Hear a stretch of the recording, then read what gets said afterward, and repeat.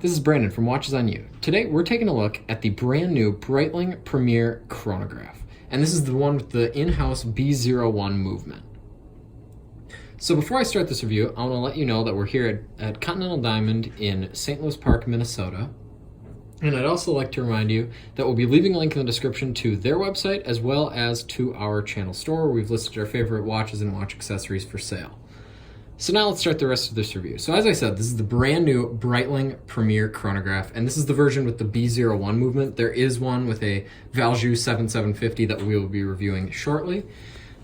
So now let's move right into the case of this watch. So this watch is a 42mm stainless steel case that has both brushed and polished finishing, and I think that that's quite unique for a chronograph of this style. A lot of times when you see more of a dressy chronograph, it has only a polished case, and this has both brushed and polished surfaces. You also have these nice lines that they actually look like engravings on the side of the case, and that just adds a whole new element of style to it. I really like how that looks.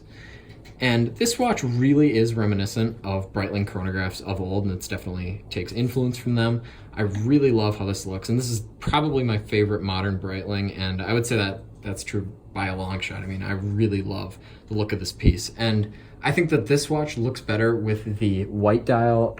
It's really more of a cream dial, but I think that this version looks better than the version with the blue dial, which I see right here, but this looks great as well. And both of the versions come on a bracelet or on a leather strap like you see here. And this one actually has a brand new Breitling Clasp, and it's very, very well made, like most other Breitling clasps. It's very kind of heavy duty, and it'll definitely secure it on your wrist very well, and I really like that.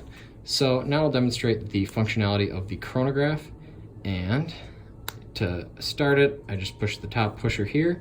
So as you see, it glides around the watch, and it's a 28,800 beats per hour movement, or beats per hour movement, and it's got a 70-hour power reserve, and that's actually a minimum of a 70-hour power reserve, so that is quite impressive. I mean, frankly, for watches that are much more expensive, they oftentimes have power reserves that are much less. I know my Breitling Type 20, which actually retails for above this, it's about probably $11,000. I have the transatlantic model.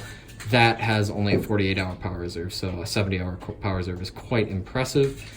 So to stop the chronograph, I'll push the top pusher again and then reset using the bottom pusher, and it flies right back. The action of the chronograph is very nice. It feels much better than a 7750 Valjoux, but I mean, this is a fantastic movement. And this watch actually does have a display back, so as you can see, it has slightly utilitarian finishing, but it does have a little bit of perlage underneath the rotor, and it's finished well, definitely.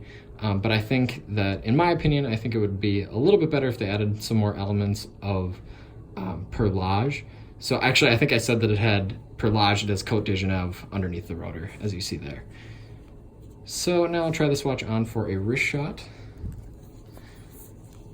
So the 42mm case size on this piece I think would look good on most people's wrist. I would say that it wears more like a 43, but that's not really a bad thing. I think with the look of this watch, it looks better on a larger case, and I really like the look of this watch. So please remember to like, subscribe, and share, and remember we're at Continental Diamond in St. Louis Park, Minnesota. So thanks for watching.